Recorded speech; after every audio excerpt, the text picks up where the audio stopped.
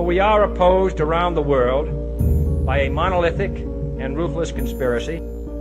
Enormous blocks of stone, gigantic, weighing hundreds of tons. Massive, completely anonymous monuments about which we know nothing. They are not fallen angels. They are critters. We are sharing the planet with a species that's possibly as far in advance of us as we are from chimpanzees. Guerrillas by night instead of armies by day.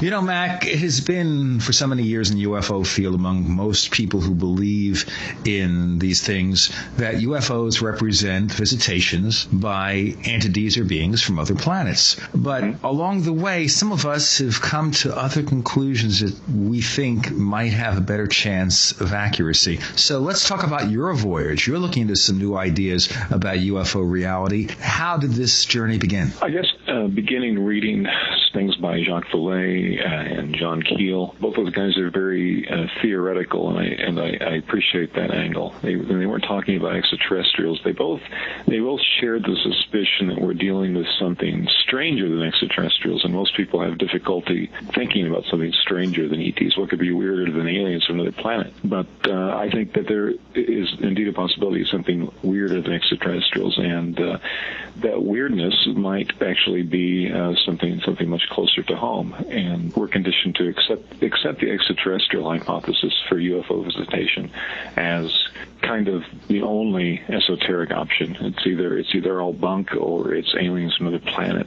And I think if you look at the evidence carefully and holistically, and look at it throughout history and look at different aspects of it, ranging from occupant encounters as well as some actual just sightings of apparent craft in our skies. I think it lends itself to an indigenous interpretation where we're dealing with indeed a non-human intelligence, but not necessarily one from outer space. And that's the idea that I've been batting around lately, basically subjecting it to different perceptual filters to see how it fares, to see how it withstands, to see how it holds up to the evidence. And I think it's in contention. I think it's a valid hypothesis. I don't think it makes any inferences that are uncalled for. So why is it garnered such negative response from the overall UFO community? People seem really down on this whole idea, and people get very upset at the mere mention of the possibility of this. Well, it's got this negative baggage associated with it because of Richard Shaver and the Hollow Earth and things like that. They automatically associate it with far out, pretty crazy ideas. It is, on the face of it, it's a very paranoid theory, the idea that we're sharing the planet with some other species. It sounds pretty ludicrous. I think once you start, contemplating the technological abilities that even we have, and start considering that we might be sharing the planet with a species that has developed in certain other technological spheres a little more than we have, it doesn't even require that huge a gulf to imagine a species that is in seclusion right here on the same planet. But nevertheless, when you first consider it, it sounds a little wacky, and I think the old guard in the UFO community is very wary to, they feel threatened and marginalized with the ETH, so they really don't want to mess, and they're committed to it. I mean, decades have been spent, and this is the best we've come up with is the ETH. What you're saying, though, is that there's a whole generation of researchers that is committed to protecting a stated position and perhaps less committed to actually understanding the true source and nature of the phenomenon. Yeah, and I didn't really consciously expect this when I started, posting this stuff online, but very much that's a reaction. Some people really like it. Some people, are like, hey, this is interesting. And some people violently disagree, and they really don't want to be bothered with it. And yeah, I think that's pretty revealing about the state of mind that goes hand in hand with any kind of extreme, bizarre field of study, and I think UFO research is definitely one of those. Extremely bizarre, that's my middle name. Well, let's expand upon this for a minute, because what we're essentially talking about here is the idea that there is a race of technologically advanced beings of some sort that co-inhabit the planet with us. And I think what people need to understand is that maybe we're talking about co-inhabiting the dimensional space of the planet, but maybe not the same set of dimensions at the same time. Maybe we're not talking about, or are we talking about creatures living under the ocean? That's a good point there, because it's actually my little version of the idea. Like Keel talked about the super spectrum, where we have beings coming from different levels, downshifting themselves from higher levels of its spectrum. So basically, kind of a parallel worlds variation. And the same thing with Vallée with his multiverse. My particular little theoretical slant here is that we're not dealing with anything even smacking of that kind of paranormalness that you get with Keel and Vallée and others. But I think that the UFO phenomenon might be explained in terms of a physical flesh and blood species right on Earth right now, with no need for other dimensional space or other dimensions or parallel aspects of space-time or anything like that. I think they could be right here, living in seclusion, and like you mentioned, under our oceans. I think there's a great deal of evidence. There have been books written about aquatic encounters, and that seems to be a whole aspect of the UFO phenomenon that I think has kind of gone overlooked. People say, well, it's aliens, and they might have bases underwater. Yeah, maybe, quite possibly, but I don't see why we can't have some indigenous creatures doing the same thing. You also have all kinds of references to underground bases, and not the ones that kind of surfaced in the 1980s, with all your gray aliens, commingling with scientists near Area 51 and everything. A lot of that was disinfo. But you have some legitimate accounts of mountainous regions with saucers, craft, I should say, entering and exiting these camouflage concealed entrances and exits. And, that could be an extraterrestrial outpost of some kind, or it could be evidence of some sort of subterranean presence, and that's not necessarily extraterrestrial. They could be indigenous. This would sort of tie into the guest we had on recently, a fellow from Austria by the name of Klaus Dona, talked to us a lot about ancient artifacts. And one of the things I didn't get a chance to ask him about when he was on the show were these very strange artifacts that were found in South Africa in the early part of the 20th century, these metallic spheres. I knew you were going to mention that. Well, I mean, this is really interesting. They came out of Precambrian rock, 2.8 million year old rocks. These things came out of these rocks and these rock formations, and the idea that you had some kind of technologically worked metal 2.8 million years ago flies in the face of everything we know about human history. But perhaps and since we've had Klaus on that show, it's occurred to me that maybe there's a possibility what we're seeing are technological artifacts of a companion civilization, one that we don't know about. Yeah, I think searching the archaeological record is a very important step to take. As far as those little spheroids are concerned, I actually kind of looked into that and ended up a geologist that I knew peripherally looked into it, and it's kind of hard to get your finger on that, exactly what those are. I know at least one of them has 3 very nice little grooves around the center. It looks very deliberate, very artificial. Others are less so, and there's the possibility that this has been amplified by the desire to believe that they are something other than what they are. And there seems to be, I'm just saying that there is a plausible geologic explanation for the creation of these little spheroids. And that doesn't necessarily explain the grooves. Maybe some of the grooves arose by accident. Nevertheless, your basic argument that looking at the archaeological record for signs of another presence on our planet, that's one angle that I haven't thoroughly addressed yet in the manuscript for my book, but I think it's a valid one, and I think that there are hints here and there that perhaps people were aware of this. The jinn and Middle Eastern folklore, I think, are candidates for that. If you look at the Indian Vedic texts, you have basically just these godlike beings flying around in technological devices. They're not described in supernatural terms. They're described in what appears to me to be technological terms. And I think that is consistent with my cryptoterrestrial idea, where we're dealing with a species right here on Earth. You're in the Paracast with Gene Steinberg and David Biedny. You never know what's going to happen next.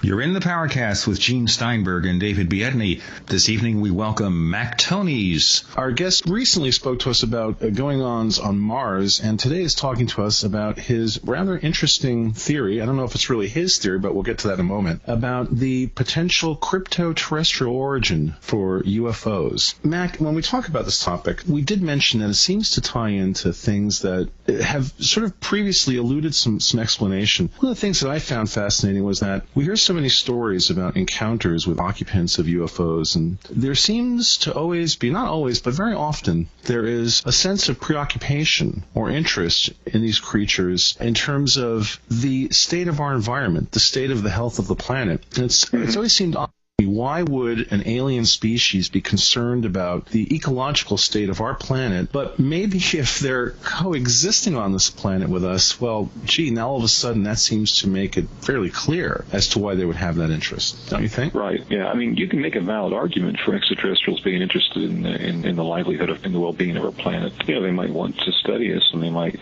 want to preserve us without playing their hand and letting us know they're here, and abducting people and showing them, you know, images and turning them into unwitting prophets. You know, ecological prophets would be one way of kind of perpetuating some attitude. What's the current myth, though, with the contactee cult? That, of course, they come here to help us rather than to harm us. They warn us against testing nuclear weapons back in the 1950s. Now the space people, quote unquote, warn us about the environment. But if they are indigenous to this world, they appear to be misdirecting us. They make us think they're from elsewhere.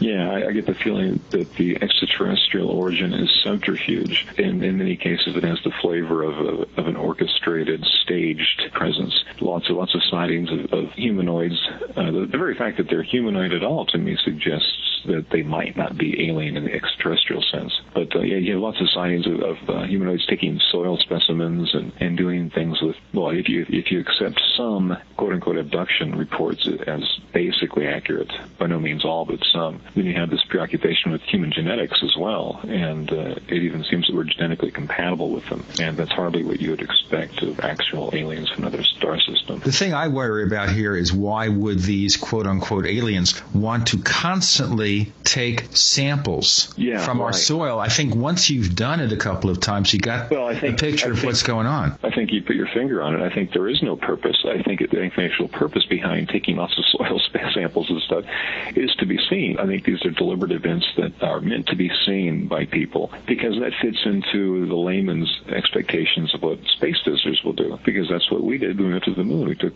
soil samples. And I think that plays into the subterfuge argument that we're seeing orchestrated special effects pageants for, basically, and that we're meant to interpret these as visiting ETs doing their thing, dispassionately among us, and when in fact it's something else. We're seeing a play enacted for our benefit. Do you think this play, Mac, is something that the entities are doing themselves, or are the governments engaged in this too? Do the governments even know that we have this parallel population? Yeah, I think the entities themselves are definitely the originators of this. I think that they have a stake in this, and I think that they could quite possibly be behind it. As far as complicity with the government, that's a good question. I don't know. It seems to me that it's quite possible that the government, for lack of a better term, some governments are aware of their presence. There are some interesting reports, actually, coming from World War II of encounters with small people living on islands that were hitherto unexplored, and as an aspect of the whole crypto-terrestrial thing that I find quite interesting. And also another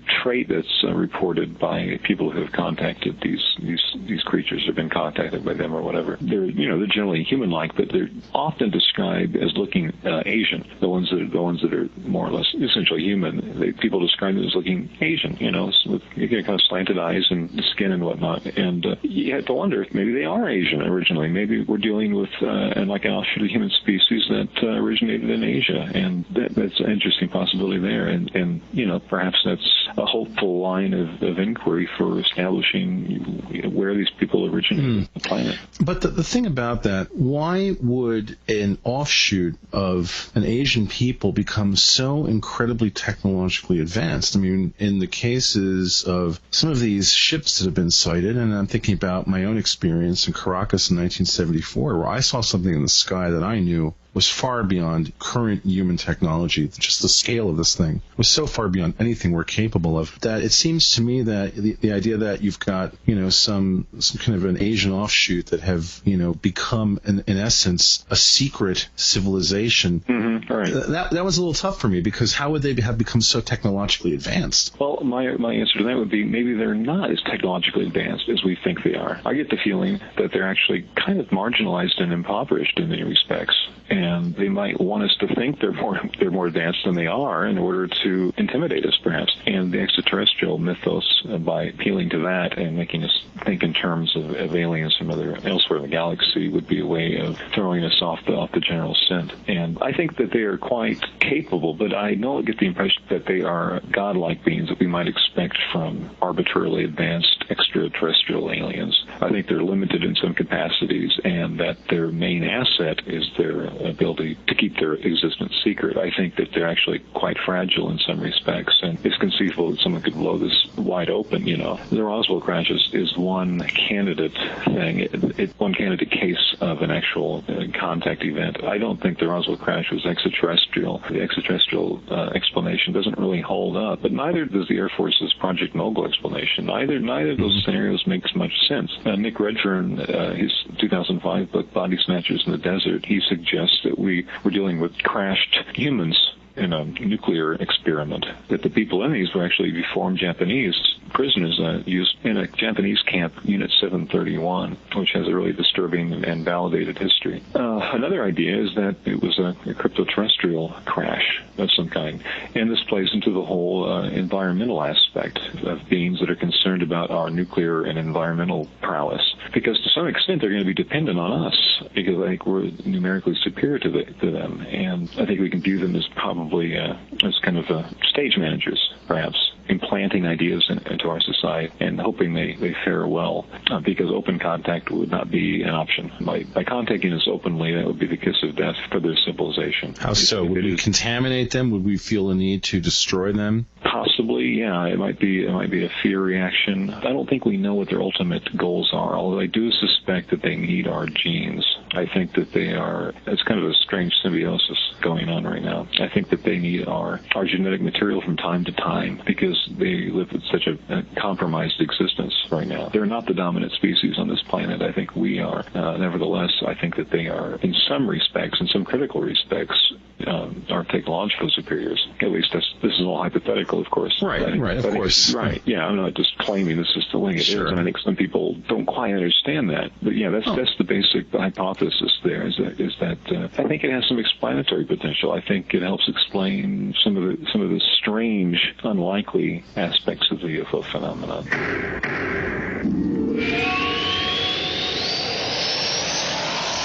For 58 years, Fate has provided true reports of the strange and unknown. Fate brings you the latest in all aspects of the paranormal, like angels and miracles, psychic phenomena, ghosts, UFOs, and much, much more. To receive your complimentary Fate magazine, call now at 1-800-728-2730. Or visit their website at www.fatemag.com. That's 1-800-728-2730 or www.fatemag.com. What are you waiting for? Your fate awaits. Gene and I love to hear from our listeners. If you'd like to share your thoughts with us, send your messages to news@theparacast.com. That's news@theparacast.com. And don't forget to check out our website at theparacast.com, where you can download past episodes of the show for free and visit our dynamic discussion forums. Also, please patronize our sponsors. Tell them that you heard their ads on the Paracast. They'll appreciate it, and we will too. You're in the Paracast with Gene Steinberg and David Biedny. You never know what's going to happen next. You're in the Paracast with Gene Steinberg and David Biedny. We have Mac Tonnies today, and Mac's here to talk about not Martian mysteries, but earthly mysteries and the possibilities that the entities or beings associated with UFOs are themselves occupants of this planet. Now, let's maybe go argument by argument for this entire thing. And I think part of it is the argument against this possibility would be that, gee, we've explored so much of this planet already. Where are they hiding? Are they hiding in Pellucidar, which was Edgar Rice Burroughs' novels of a civilization beneath the surface of the Earth with a central sun instead of a molten core and all that stuff? In fact, that's one idea that's been already used to make the whole idea seem foolish. Well, what's next? The hollow Earth, all over again. And no, I'm not suggesting that the Earth is hollow. That's not an option. But large subterranean habitats, my challenge is why not? What's impossible about that? I think that it's quite feasible. And I'm going by the same data set that the advocates of the extraterrestrial hypothesis are using. People say, well, what's your evidence that any of this is real? And my response is the same evidence that you're using, the UFO phenomenon. I simply think that there is another more consistent explanation than aliens from outer space. That I'm using the same observations of apparent non-human intelligently controlled craft and occupants that the ETH people cite religiously. Well, at this point, it's clear to me that everything about this topic is a theory. We don't have hard evidence really about any source of origin of these beings. And I think it's also important to note that very possibly what's really going on here is some combination of these two sources. I think that it's entirely conceivable that if we had crypto-terrestrial entities among us, that they would want to keep us confused about their origins, and that they would indeed support the idea of us thinking that these things were extraterrestrial. But I want to also point out that this interdimensional theory, to me, is very compelling and would explain a lot of what I've read about and what I've also directly or indirectly experienced as far as some of these creatures being able to essentially dematerialize and materialize on demand. Basically, they just pop out of nowhere and then pop back into nowhere. And to me, I have to say that, boy, talk about an advanced technology. That ESP control of human beings, which is not a subtle thing. It, again, would seem to underscore to me that these are creatures that have some ability to move around our dimensional constraints. I know that on Paul Kimball's blog, that Stan Friedman, in response to an issue brought up by this theory, said, well, there's no way that these creatures could construct huge craft out of... with that. So do I. I think you and I disagree for different reasons about this. Why would you disagree with that? I don't see any reason why, once a civilization is established, say, a base under the ocean where they can exploit our resources right under our noses. We know very little. On one hand, we know a lot about our planet. On the first take, that seems to indicate that there's no room left for others. But on the other hand, we know exceedingly little about our oceans. We know more about the moon, the surface of the moon, than we do our own planet when it comes to large bodies of water. So once you're willing to concede that, and once you're willing to concede that some sort of presence is utilizing resources in underground or underneath the oceans, there's lots of room and there's lots of material to work with. And why not a manufacturing plant of some kind? If they're only, say, 100 years in advance of us, we'd never know they're there. Okay, so if I'm a listener... Unless they wanted us to know they were there. Right.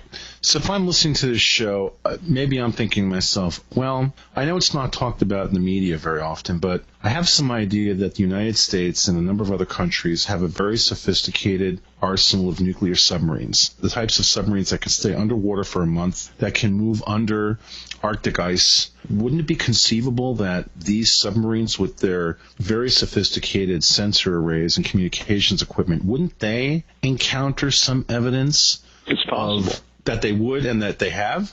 It's possible that they could, and that they could and that they have. I don't know if they have or not, but it's interesting to wonder what our reaction would be if the military or industry or whoever did confirm the presence of a non-human species, an intelligent non-human species moving, say, below the oceans. So, what our response? What would the military do? Would there be any imperative to just come out and tell everyone, what was going on? And I don't think so. I don't think there'd be any more reason to tell people about the existence of the cryptoterrestrials. Is there any more than there would be compelling reason to just come right out and talk about, the existence of aliens visiting us, if in fact they are? And by alien, in this sense, I mean aliens from another planet. Right. There seems to be little reason to justify just coming out with that information. And I don't think just because the others in our midst are from Earth doesn't justify being forthright with the evidence any more than the cosmic Watergate you hear about.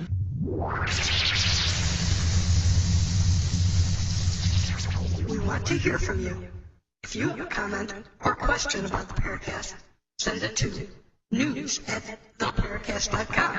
That's news@theparacast.com. And don't forget to visit our forums where you can talk to fellow listeners and Gene and Data. Just go to theparacast.com and click on the forum links. That's the forum links at theparacast.com.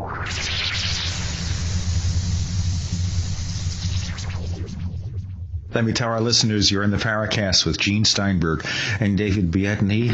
Author and commentator Mac Tonnies joins us, and this time not about Martian mysteries, but about earthly mysteries where it's possible the UFO occupants come from our caves, our oceans, whatever. But don't you think there's a time as we get more and more advanced that it's inevitable we're going to find out who they are and what they are? Yeah, and that's one idea that I think is really kind of portentous in the sense that they are having a hand in our psychosocial evolution, as Jacques Vallée seemed to get in a way that many others don't. That they're kind of steering our expectations in a way that's ultimately misdirection. But yeah, there very well could come a time when our population is so intensely huge that we're aware of them in a more open context, and they might be steering us toward a point where contact is inevitable, perhaps, and they're steering us to a point where we can at least coexist in a productive manner. Where right now, I think the reaction would be to freak out, quite frankly, if we realized that we were sharing the planet with beings, intelligent beings, and we're not the top of the food chain as we previously thought we were. Well, you just said it right there in a very revealing way. The idea that there's a food chain, and if we're not at the top of it, well, my God, who's for dinner? Which, to me, that would support the idea that, for example, maybe the military or operatives of the military and certain portions of government know about these things, but there is this thought that, well, at least with extraterrestrials, well, they're not here, they're on their planet, so they come here sometimes, they're not here the rest of the time, don't worry about it, versus, oh yeah, they're here, and in fact, not only are they here, but, and I hate to beat this one again, but they're extra-dimensional creatures, and they might be right next to you at any given moment. Talk about people walking around completely freaked out, right? Well, yeah, like we mentioned earlier, it's a really paranoid idea, and that's some of the resistance to the idea, I think, comes from that element of paranoia. It sounds like, it sounds delusional, when you first think about it. It sounds like somebody, they're here. It sounds like the guy in Invasion of the Body Snatchers running down the street screaming. I don't think it's quite that. What's the term? I don't think it's quite that terrifying. I don't think they're trying to invade, because I don't think they want to invade. I think that if they wanted to take over, they've had their chance. They've been around for thousands and thousands of years, and I think their easy time on Earth has expired. When we started developing cities and developing a global infrastructure and nuclear weapons, we became a very pronounced threat. And I don't think it's coincidence that the modern era of UFO sightings began in 1947. Of course, you have the Foo Fighters, buzzing fighter planes and everything else during World War II. And to me, that's very suggestive of an earthly intelligence that's checking out the situation, kind of like us sending a deep sea probe underwater to check out deep sea life that we couldn't otherwise see. Are they close enough to us that they could pass for us? In other words, could one of these crypto-terrestrials walk into the corner supermarket and do his shopping or her shopping? Yeah, I like that question a lot, and I think perhaps they could. There are lots of accounts of quote-unquote aliens doing exactly that, passing for human, wrapped up in scarves and hats and stuff. And again, this sounds very, very, very crazy. But once you start thinking about it seriously and get over the initial giggle factor, again, why not? What's so outrageous about that? I think some could. My impression of the cryptoterrestrials is that they have kind of a hive society, that their society is structured in a very specialized manner. So you have some that are basically worker drones, and you have some that are more human-like. And when you look at the evidence of some sort of hybrid program, whatever that might ultimately entail, but the sort of thing that David Jacobs and Bud Hopkins and even John Mack to some extent have investigated, that indicates interest in genetics and genetic engineering and transgenics that would lend itself to the creation of specialized kinds of cryptoterrestrials. So you've got your hairy dwarves in South America. You've got even some accounts of Bigfoot-like creatures might be accountable in terms of the cryptoterrestrial idea. In some way, maybe we're dealing with a civilization that utilizes genes very quite casually compared to us. And they do so because it's just their secrecy, and secrecy is how they, is their sustenance. If they didn't have that ability, I think any intelligent species that's faced with this, suitably urgent threat is capable of coming up with some pretty ingenious solutions. Of course, at that point, one has to wonder, why use craft? Why have saucer-shaped craft? If you were hiding on this planet, wouldn't you just send out probes, essentially? Yeah, and in fact, I'm not going to say most, but let's just say some. I think some saucer-shaped craft with the blinking lights, very attention-getting, are decoys. I think that they are sent up essentially to misdirect us. Two incidents that come to mind are the Washington National sightings, in which we had these luminous objects over the Capitol outracing our jets that were sighted by radar and visually from the ground and from the air.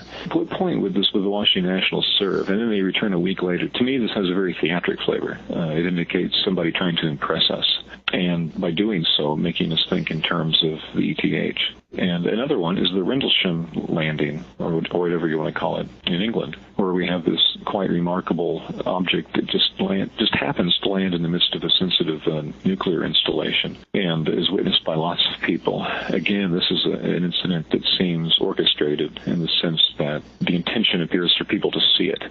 And lots of lesser UFO sightings have that same playful quality. It's like someone wanting us to see it. The maneuvers in the sky, the light displays, etc. I think all of this ultimately reinforces our conviction that we're dealing with aliens from another planet, when in fact we might be dealing with essentially projections of some kind, or maybe just we hear all the time about hoaxers, using balloons and stuff. Maybe they rely on rather primitive technology and send up some relatively low tech devices to fool us. On the other hand, we could be dealing with more sophisticated special effects technology, and we could be looking at holograms. We hear all these descriptions of craft dematerializing and stuff. That's very consistent with holography. Maybe it is some sort of psychic projection in some cases. If these beings have a suitably advanced science of the mind, maybe inducing hallucinations and mind-to-mind communication isn't out of the picture. Maybe that's still a possibility we should consider. Of course, at that point, you'd also think that if they could do that, well, if you can warp our perception some of the time, why not just do it all of the time and essentially, right, own the world? I mean, that's kind of the silly, well, not so silly. That was the whole thing about those Matrix movies. You're living in a consensual hallucination, which when I speak to Gene, I often think that that's indeed the case, that Gene doesn't really exist. Well, that's true, but I didn't want to admit that on the air.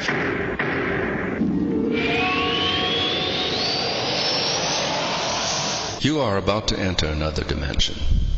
A dimension not only of sight and sound, but of mind. A journey into a sinister land of secret rites, passwords, initiations, and handshakes, where the truth remains hidden and history is controlled by an elite group of mysterious men. Imagine, if you will, that I'm holding a book in my hands that explains this secret history, and that the name of this book is Conspiracies and Secret Societies, the Complete Dossier. Here is described centuries of dark dealing, lies, murder, mayhem, and cover-ups in the pursuit of unimaginable money and power. My name is Brad Steiger, and the stories you are about to read may have actually happened at the signpost up ahead. Your next stop, Conspiracies and Secret Societies, the Complete Dossier. Gene and I love to hear from our listeners. If you'd like to share your thoughts with us, send your messages to news@theparacast.com. That's news@theparacast.com. And don't forget to check out our website at theparacast.com, where you can download past episodes of the show for free and visit our dynamic discussion forums. Also, please patronize our sponsors. Tell them that you heard their ads on the Paracast. They'll appreciate it, and we will too.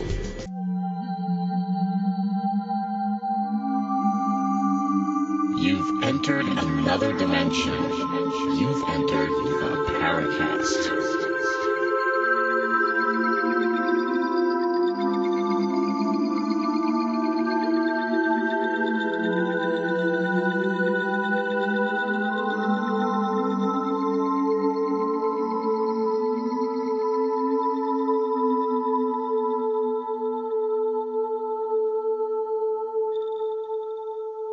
You're in the Paracast with Gene Steinberg and David Biedney. We're joined by Mac Tonnies, expert on Mars and expert on the paranormal, and we're talking about the CTH, which is the crypto-terrestrial hypothesis. David, go ahead. So when we talk about these things throughout history, Mac, we have throughout recorded history these odd things, these elves, apparitions, the little people. Then there are the big people. Then there are the people that came from the sky. We have gods from the sky, like Quetzalcoatl. We have all these things that... And I'm wondering if the from the sky thing is another distraction or a way to sort of establish a superiority that may or may not be real. But the thing that keeps bothering me about this is that if these things wanted to control us and own us, wouldn't they just do that? To me, humans are more likely to think of themselves as very sophisticated beings, but if they had the chance to look from the outside in, maybe they'd be less impressed with who they are. And I keep thinking to myself, well, all right, if there was a superior race on the planet, wouldn't they just out and out own us at that point? Well, maybe they do, but if they owned us and we knew it, we might fight back. Charles Ford, we are property and all that. Maybe we are, but maybe we're the best way to own a species and utilize us for whatever they want to utilize us for. In this case, I think a likely explanation would be genetics. Keep them alive, keep them happy, and keep them distracted. Emphasis on distracted. Keep them in check. Don't let them blow themselves up. Hence the messages about the environment and the warnings about not using nuclear weapons, which is all very consistent when you read abduction narratives. Right. So that's consistent. I think that's one potentially explainable aspect that the CTH addresses in a way that the ETH really doesn't. So what has to happen for more people to analyze this possibility? What has to happen for the UFO field as such? And I find it hard to address it as a field. It seems more like a bunch of disparate... it's... For lack of a better term, it's a field, but right. I hear about the UFO community, and I always kind of, what exactly are they talking about? Is it a community, a field, or a mess? Inquiring minds want to know. It's kind of a diaspora, actually, the UFO diaspora, but that doesn't sound very catchy, does it? It's scholarly to refer to it as the UFO research community or whatever. It's a bunch of outsiders. But what has to happen? I think, first of all, we just need to become a little more theoretically flexible. The ETH has a lot going for it. It's not an invalid theory, and it's not mutually incompatible with other theories, whether that be the interdimensional notion of Jacques Vallée, the super spectrum of John Keel, or the crypto-terrestrial idea, which is a little more nuts and bolts. In many ways, the crypto-terrestrial idea is kind of a compromise between the more metaphysical, mythological argument made by Jacques Vallée and the nuts and bolts of the extraterrestrial hypothesis, which we're dealing with physical craft and physical beings that are more or less understandable in terms of human psychology. It's kind of a reconciliation between the two in that, yes, we are dealing with, for lack of a better term, aliens, but they're not necessarily from outer space. But I think we need to shed some of our. I think we're kind of I think some ufologists rather, have grown up with the ETH, and it's become dogma. Even though it's a theory, even though we still can't prove it, it's nevertheless, ironically enough, it's become dogma, and it's become kind of heretical to venture any other explanation to account for the UFO phenomenon's behavior throughout history. Well, this has been the problem all along, that from the very first, as soon as people started talking about UFOs in the 1950s, they said, hey, spaceships. Yes. That's it. It started out as spaceships. Major Donald Kehoe talked about spaceships. Kehoe was obviously a big advocate of the ETH, and not without good reason. I'm not bashing advocates of the extraterrestrial hypothesis by any means, because it's a valid hypothesis. It has some explanatory potential, which is what a hypothesis should have. But I don't think it is the only one. I think that the cryptoterrestrial hypothesis has at least as much as the ETH. It's kind of newfangled. I think some people don't like it because they think it's in some way kind of a return to kind of more nebulous theorizing. Vallée was unable to prove his idea to the satisfaction of the world, but at the time that he was advancing his ideas about fairies and elves and interdimensional presence on the planet. Since then, incidentally, though, we've made lots of advances forward in theoretical physics, and it looks more and more likely that we do inhabit a multiverse with parallel worlds and things. So the notion that we're sharing dimensional space with another intelligence holds up pretty well. Also make it a lot more difficult for us to find them if they have some way of going into this alternate dimension. Now, I have to tell you that a long time ago, I was 18 years old, and myself and a fellow UFO researcher, Alan Greenfield, who's still around, he still writes books with kind of a Gnostic feel to them. Anyway, Alan and I were sitting up for one of those all-night sessions, and we did not have any of those beverages or smoking things that are kind of Sure fun. You didn't. No, we didn't. I was very, very straight in those days. I learned later. You were. I learned later the joy. Forget it. Anyway, seriously, we were talking all night, and then he had a copy of a book with him, The Incomplete Enchanter, which is about a fantasy book about a character who goes into an alternate universe where the forces of magic are in dominance as opposed to our quote-unquote physical universe. And we said, gee, it's interesting how UFOs seem to blink in and blink out and defy what we know as the laws of physics. And maybe we're jumping the gun to believe that these things are alien visitors because we do not know yet of any place out there that harbors alien life. There could be millions or billions of planets that do, but we don't know what they are yet. Even with the Mars situation where they have water on the surface doesn't mean we're going to find Martians there, although that's another topic. Maybe we will. So maybe they do come from someplace near us, just separated by this dimensional doorway. And we took a little grief for that because people didn't want to hear that their favored theory was wrong. Or maybe I think it's very likely actually that we're sharing the galaxy with lots of civilizations. And maybe they originate in space-time as we know it and make the revolution in physics that allows them to access hyperspace, for lack of a better word. So it becomes very hard to distinguish exactly what we're dealing with, extraterrestrials or hyper-terrestrials or whatever. Maybe we're dealing with a species, maybe 1,000 years more in advance of us, but they're able to manipulate physics in a way that they can blink in and out of existence by accessing other dimensions. So they're not mutually exclusive.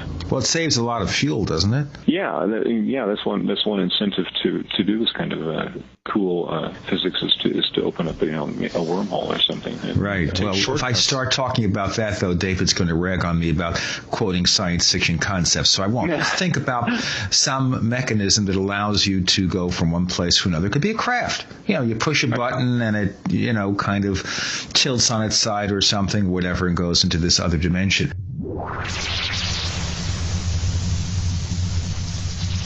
We want to hear from you. If you have a comment or question about the Paracast, send it to news@theparacast.com. That's news@theparacast.com.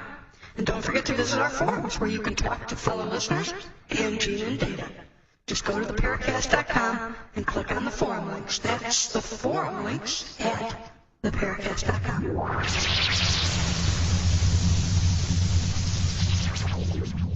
Before we go too far into other dimensions, this dimension is called the Paracast, and with Gene Steinberg and David Biedney, we're talking to Tonnies about CTH, the crypto-terrestrial hypothesis that says there is another civilization coexisting with our own, maybe even on this plane of existence right here. They could be in caves, they could be in mountains, they could be under the sea, but for heaven's sake, there's so much of this planet we have not explored. Maybe they have really really, really far and wide to hide themselves from us, at least for now. I just heard in my mind the music from Octopus's Garden. I'd like to be under the sea. I'm sorry, I'll shut up now. I had to interject some silliness there. But I think ultimately it's probably accurate to say that if someday in our lifetimes the truth of the source of a lot of this phenomenon is revealed, it's going to prove to be perhaps one notch weirder than crypto-terrestrial. I think that ultimately the way that we parse this whole thing, the way that we try to interpret flying saucers and cigar-shaped ships that are really big and these strange beings, the way that we're trying to view them is through the filter of science fiction, is through the mechanisms of media, and that ultimately what we're really going to find is that there is some very intense spiritual component to this that it evades us right now, because it's almost as if everybody is not only completely vested in their agenda, but also everybody's got blinders on. You know, ufologists don't want to hear anything about spirituality or religion. It's like, no, just keep that out of my way. That's not science. People who are New Agers, well, they don't bother themselves with scientific realities because, well, man, we don't know anything about the nature of the universe. Well, here, have a toke of this. It just seems like, you know, everybody gets wrapped up in their little thread. And maybe, Mac, this is the position that I hope people like yourself will take in this, that you are the meta researchers, that you're looking at perhaps bigger pictures and bigger realities crossing these fields. Because, you know, one thing that's clear to me is that we are talking about different aspects of the nature of reality. These things seem to all coexist with one another. They're all happening concurrently. So, you know, when you look at it from that point of view, it seems to me like it should be possible to start to draw lines between these things. Maybe these creatures are coexisting with us, and maybe they are an artifact of human emotional energy. They seem very interested in human emotions. Yeah, I wonder what, right? So, you know, why would that be the case? Yeah, that is interesting. You know, you have all these accounts of people, this very intense, inquisitive interest in emotions, and of course that's usually ascribed to extraterrestrials. You know, they don't have emotions, they've lost them. Mm-hmm. And the whole dying world motif is kind of prevalent in abduction literature, you know, where you have species that's lost something, you know, it's gained something in the technological realm, but it's lost some essential spiritual aspect or something. Well, that's the whole, of course, concept of the contactee movement. Yeah, but that's all about psychological projection. You know, a species from a dying planet, our dying planet, a species who's losing its emotional resonance. Oh, that would be us. Right. Right. I think that the intelligence, whether it's extraterrestrial or cryptoterrestrial or interdimensional, utilizes science fiction imagery. I think it plays into our own personal biased associations when it comes to the future. I think it has a very studious grasp of what we think is down the pike and shows us what we expect. And so we have this kind of mythological feedback loop. So it's hard to distinguish what started off as our own creative invention and what's being shown back to us by whatever we're interacting with. So it's reflecting who and what we are. So say in I think it uses the mythological syntax of our culture, wherever we are at the time, as a way of communicating with us. Because it's quite possible that and I'm kind of diverging from the crypto-terrestrial idea per se right now, but if we're dealing with, like Jacques Vallée's multiverse, where we're dealing with something that is quite possibly beyond human understanding. It uses a mythological vocabulary simply so we can at least understand it. Well, certainly in ancient times, then, they'd come here and masquerade as gods. Yeah, so you have gods or fairies or eccentric human inventors, in the case of the airship sightings, or aliens, and that seems to be the latest one. We don't know whether this is something that is put in place by the intelligence intentionally, or if it's simply the human mind's way of dealing with a stimulus that's so weird that it would simply not make sense to us unless we couched it in familiar terms. So it could be basically a psychological defense mechanism to interpret this visitation by whomever. Right. Now, you're working on a book on this subject, I gather. Yeah. Okay. Could you tell us kind of where what conclusions you've gone through up to this point, in addition to the ones you've voiced so far? It's not done right in the book yet. What are you asking for conclusions? What the hell is that? Progress report, my friend. Okay. It's obviously it's a theoretical book. I'm not claiming any sure answers. Basically, the book is a re-examination of the UFO phenomenon and the various subsets of the phenomenon, such as contactees, abductees, some famous sightings, and just the behavior of the occupants, close encounters, and just re-examining it through the eyes of this new hypothesis, and just kind of challenging it and kind of pointing out where the extraterrestrial hypothesis falls short, in my opinion, where I think the CTH makes more sense. Concepts like the misdirection and stealth and folklore. I think the ETH, as we currently know it, is we always hear about the modern era of UFOs starting in the late 40s, and a lot of nuts and bolts ufologists exclude everything before that, and that makes it very easy to interpret the phenomenon as something relatively new, something like aliens. Oh, okay, they arrived here and maybe during World War II and whatever, and are engaged in some sort of survey of our planet. But that couldn't be farther from the truth. If we're dealing with something from outer space, then it's got some other agenda besides that. And I think it's more likely that we're not dealing with something from outer space, we're dealing with something from right here that would prefer us to think we're from outer space. That's the general theme of the book. And I think I draw some reasonable inferences that have some ability to shed light on some of the more quizzical elements that the ETH generally sweeps under the rug because they're inconvenient. Well, I know, speaking for the two of us, you've got two people here who are very much looking forward to that book, Mac. Well, thank you. I'm looking forward to getting it finished. It's a book that's very fun to write because it's reached the point now where it's writing itself, and that's always a good place to be. Absolutely. What's interesting to me also is that I hope it will start a new discussion, because it looked like, to me at least, that discussions of possible alternate explanations for UFOs got rather popular in the 60s, late 60s, and the 70s, and kind of died out in the 80s. We went back to ETH, and now maybe it's time for it to return. Yeah, I'd like to see ETH has, it's a valid hypothesis, and there's nothing wrong with it, but I'd like to see some fresh thinking start. And yeah, if this book can help stir up some discussion, I'm not claiming that this is it, that the answers at last are at hand. I'm simply just making some propositions that we address this and look at some evidence in a new light. Well, obviously, it's also the case of Occam's razor here. If UFOs are real, why posit that they traveled 12 or 100 light years to get here when they could travel 100 miles?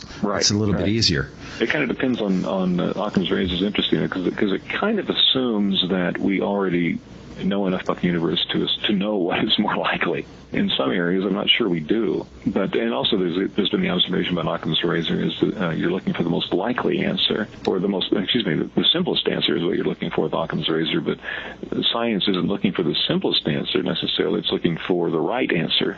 And the simplest answer isn't always the correct one. So that's right. That's worth bearing in mind too. Well, this extends a little bit beyond not being real. This is saying they're real, so there's one extension already.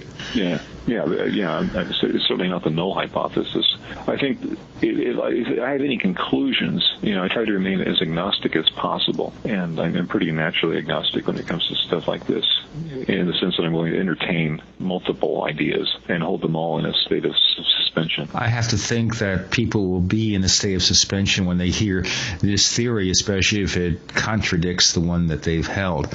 But to us, that makes no difference, because I think it's time we start exploring rather than assuming what's real and what isn't. Yeah, the ETH is productive, but I think we're whether this book or the stuff I've been posting has any effect on it or not, I think we're overdue for kind of a renaissance and just start thinking about the phenomenon. It's I think the fact that we're making some progress in the theoretical realm when it comes to other dimensions and parallel worlds is good news for ufology. We've still got people who just really don't want to think about that. They're still committed to, nuts and bolts spacecrafts from other planets.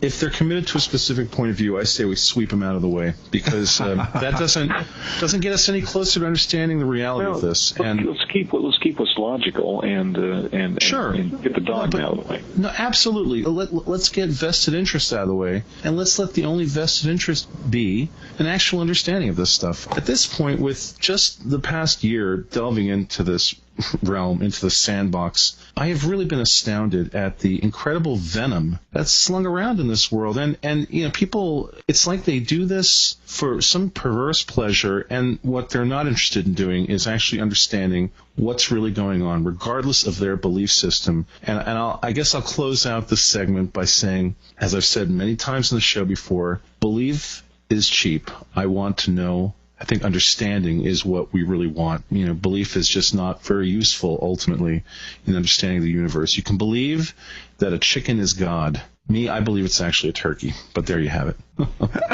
Thanks for joining us, Mac Tonnies, on the Paracast. Thanks, Mac.